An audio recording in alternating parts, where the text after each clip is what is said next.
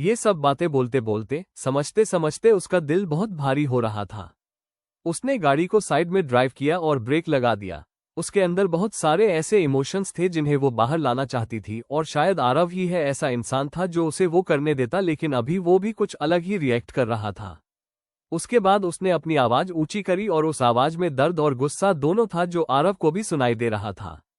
तभी ये देखकर वो भी थोड़ा सा हैरान था। एक बड़ा बिजनेसमैन होने के नाते उसने बहुत सारी ऐसी सिचुएशंस को एनकाउंटर किया था, इसीलिए उसने चुपचाप डॉक्यूमेंट साइड में रखा और उसकी तरफ शांति से देखने लगा। सरप्राइजिंगली जाह्नवी के बिना किसी वार्निंग दिए यूं भड़काने पर और गुस्सा करने पर वो बिल्कुल भी गुस्सा नहीं हुआ या उसे उस चीज का बुरा नहीं लगा कि जाह्नवी गुस्सा कर रही है। आरव ने कुछ कहा नहीं और बस उसे यूं ही नोटिस करता रहा। वो दो आंखों के जोड़े एक दूसरे को बस यूं ही गुस्से में देख रहे थे। जाह्नवी की आंखों में इरिटेशन थी, गुस्सा था, नाराजगी थी, वो दर्द था जिसे वो कब से सह रही थी, अपने परिवार वालों के टॉर्चर को सह रही थी। वही आरव की आंखों में इतनी शांति थी, इतनी अनअफेक्टेड उसकी आंखें थी जिसे देख के लगता कोई भी चीज उन आंखों में हलचल पैदा नहीं कर सकती। उसकी आंखें जाह्नवी के गुस्से को एडमायर कर रही थी, जिसकी वजह से जाह्नवी के अंदर जो गुस्सा था, जो नाराजगी थी, वो बाहर आ ही नहीं पा रही थी, क्योंकि जैसा रिएक्शन उसने एक्सपेक्ट किया था वैसा आरव ने उसे दिया ही नहीं। काफी देर तक घूरने के बाद भी जब उसे कोई रिएक्शन नहीं मिला तो फाइनली उसने अपना सर गुस्से में दूसरी तरफ घुमा लिया, और जब आरव ने उसका ये रूप देखा तो उसके चेहरे के एक्सप्रेशंस भी गहरा गए। बिल्कुल उसके मन में सिर्फ एक ही बात चल रही थी, लड़कियों को समझाना मुश्किल ही नहीं नामुमकिन है। वो कब किस बात पर कितना गुस्सा हो जाए कुछ भी नहीं कहा जा सकता। थोड़ी देर बाद उसने हेल्पलेसली अपने फोरहेड को टच करते हुए कहा, अच्छा ठीक है, मैंने तुमसे कुछ कहा क्या? मुझे तो बस ये लगा कि अगर तुम उनसे अकेले में मिलेगी तो वो तुम्हारे एडवांटेज लेने की पूरी कोशिश करेंगे। तुम खुद ही देखो, जब भी तुम उनसे टकराती हो जो हारता है वो हमेशा तुम ही होती हो, तो वो इस चीज का फायदा उठा सकते हैं। पर इस बार मैं नहीं हारी, मैं बस थोड़ा सा गुस्सा हूं कि वो लोग अपनी हर मुमकिन कोशिश कर रहे हैं ताकि मां से उनके 20% शेयर्स ले सकें।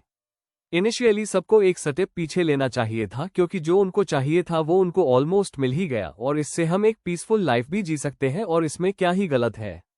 तो आरव ने उसकी तरफ एक आईब्रो उठाकर देखा तो मैंने उसके चेहरे पर सीधा कॉफी फेंक दी। इतना मजा आया ना वो करते हुए, और मैंने उसको बहुत कुछ बुरा भला भी कहा। इतना बोल के जाह्नवी ने एक गहरी सांस ली और अपने साइड में रखा हुआ वो डॉक्यूमेंट देखा। फिर उसने वो वाला डॉक्यूमेंट उठाया जो उसकी मां माधुरी जी ने साइन करके उसे दिया था। आपकी कंपनी अरोड़ा कल्चर मीडिया को टेक ओवर करना चाहती है ना, तो ये सबसे बेस्ट रहेगा। इसके साथ तो हमारा काम कितना आसान हो जाएगा। ये सारे शेयर्स मैं ग्लोरी वर्ल्ड को बेच दूंगी, फिर इसकी हेल्प से एक ग्लोरी वर्ल्ड शेयर होल्डर बनके अरोड़ा कल्चर मीडिया में घुस सकते हैं, और जितनी कैपेबिलिटी आपके अंदर है एक बार बस अगर आप घुस गए तो उसको पूरा अपने कब्जे में करना आपके लिए ज्यादा मुश्किल तो होगा नहीं।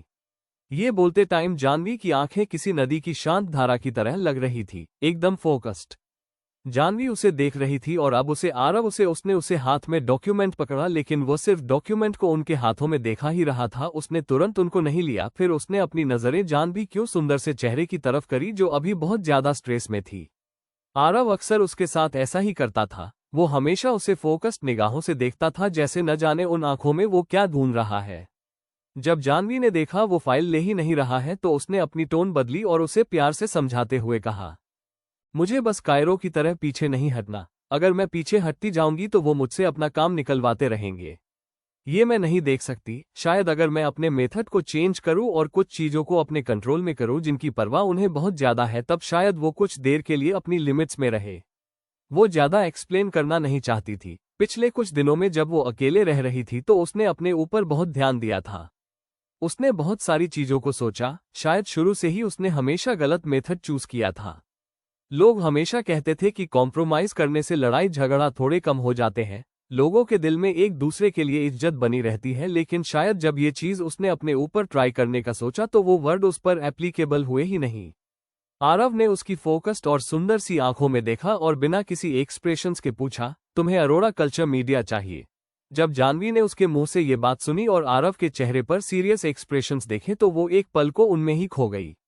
उसने अपनी आंखें नीचे करी और धीरे धीरे बड़बड़ाते हुए कुछ बोली, फिर वापस से उसके निगाहों में देखा तो जैसे उसे कुछ कॉन्फिडेंस मिल गया हो। उसने बहुत डिटर्मिनेशन के साथ अपना सर हाँ में हिलाते हुए कहा, मुझे चाहिए नहीं, पर अगर वो मुझे मिलता है तो शायद मैं एक बेटर लाइफ जी सकती हूँ। शायद मेरे मन का जो गुबार है वो थोड़ा कम हो सकता है। ये सुन के आरव ने स्माइल करते हुए कहा, वेरी गुड, लगता है तुम्हारा आईक्यू इतना भी कम नहीं है जितना मैंने सोचा था। चलो, एम्बरासिंग तो नहीं होगा तुम्हारे लिए। अब जब ऐसा है तो क्यों ना इसे शादी का गिफ्ट समझकर रख लिया जाए।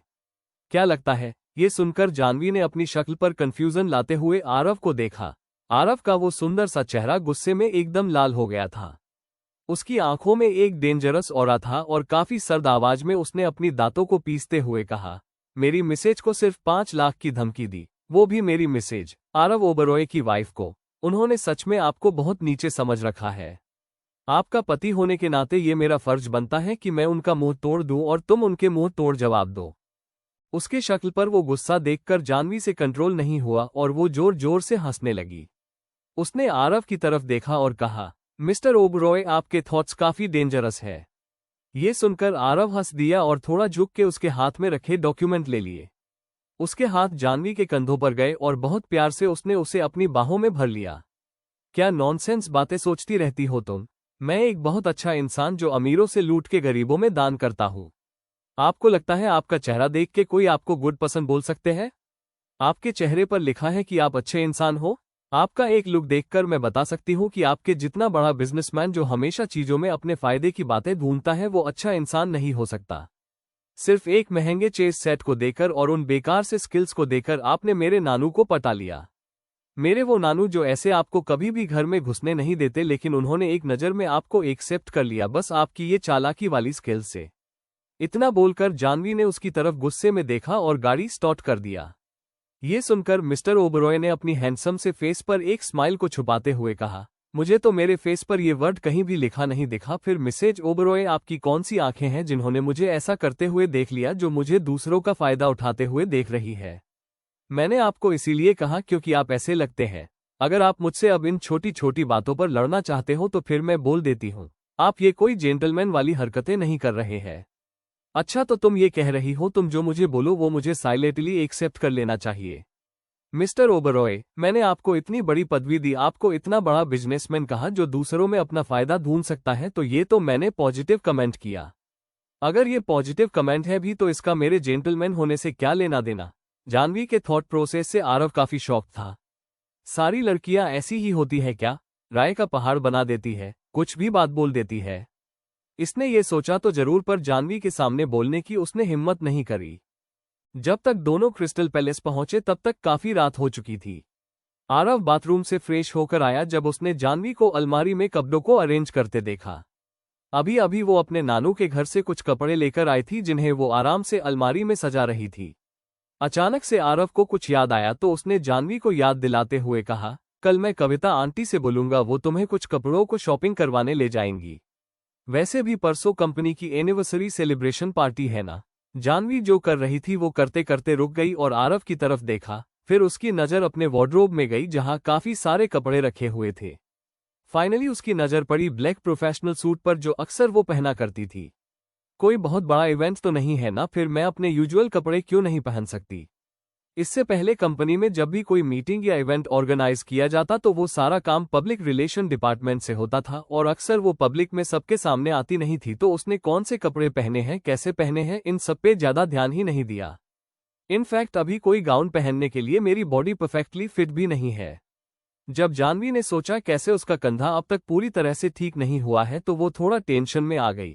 ये सोचकर आरव की भी आंखें थोड़ी सी निराश हो गई थी।